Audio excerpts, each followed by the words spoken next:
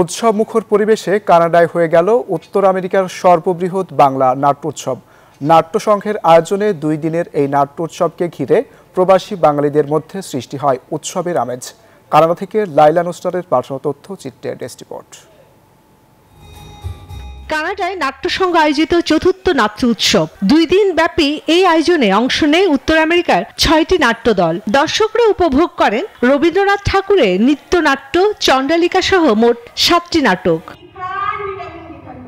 চণ্ডালিকা মঞ্চায়নের পর দাঁড়িয়ে করতালি মাধ্যমে শিল্পীদের অভিবাদন জানান দর্শক। এছাড়া Christie the game, Dhaka drama সংকটে শয়তান আর আয়োজক দলের গন্ধগোকুল ও রামগুরুর ছানা দর্শকদের মন জয় করে নেয়।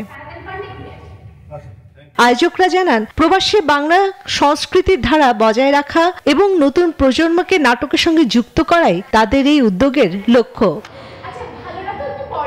Desk report, news 24।